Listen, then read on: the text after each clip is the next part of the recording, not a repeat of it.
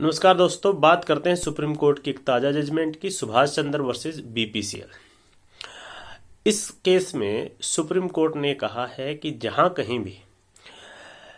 Tenant के मामले जो होते हैं और अगर किसी राज्य में ऐसे इशू हैं और वहां पर रेंट कंट्रोल एक्ट है तो रेंट कंट्रोल एक्ट के तहत जो प्रोविज़न होंगे उसी के तहत जो है जो भी मामले होंगे वो निपटाए जाएंगे। और ऐसे मामलों में कोई व्यक्ति सिविल कोर्ट नहीं जा सकता, क्योंकि सिविल कोर्ट ऐसे कानूनों में एक्सप्रेसली बार्ड है, मना किया गया है और उसमें उसी अथॉरिटी के पास आप जा सकते हो जो उस कानून के तहत दी गई है। जो ये मामला है इसमें क्या हुआ था कि 1958 में बर्मा शेल कंपनी होती थी, उन्होंने ज़मीन लीज पर ली। 20 साल के लिए वो ज़मीन लीज पर ली गई थी, बाद में आगे लीज को बढ़ाया जा सकता था। तो 1958 के बाद 20 साल 1978 में होने थे। 1973 में हरियाणा में जो है rent control and eviction act आया और 1976 में क्या हुआ कि जो बर्मा सेल कंपनी थी उसको गवर्नमेंट ने एक्वायर कर लिया एक कानून के तहत, और उसके बाद वो जो है बन गया आगे बीपीसीएल।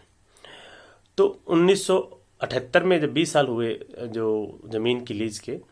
तो उस समय बीपीसीएल थी, तो बीपीसीएल के साथ से फिर 20 साल के लिए लीज पर आगे बात हो गई। उसके बाद फिर से लीज की बात हुई। तो 1998 के आसपास जो है जो ज़मीन के मालिक थे उनका ये हुआ कि अब आगे इसको नहीं किया जाएगा एक्सटेंड, और उनको जो है लीगल नोटिस दिया गया कि ज़मीन खाली करने के लिए या एविक्शन के लिए कहिए आप।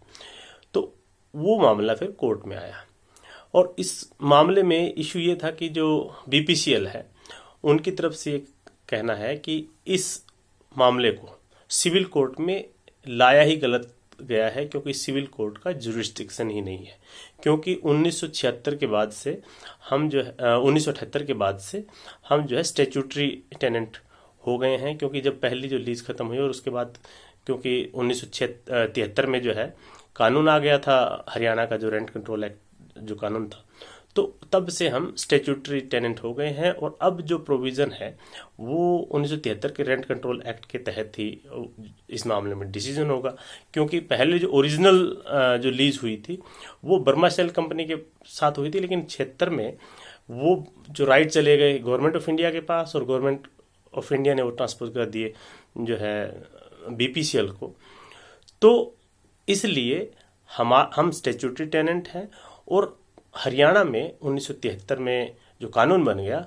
उसके चलते जो सिविल कोर्ट है वो उसका जुरिस्डिक्शन जो है ख़त्म हो गया है। सिविल कोर्ट में ये मामला नहीं निपटाया जा सकता। ये रेंट कंट्रोल एक्ट के तहत जो अथॉरिटी है वही इसको डिसाइड कर सकती है। और इस मामले में सुप्रीम कोर्ट ने जो बीपीसीएल की बात थी, दलील थी, उसको माना है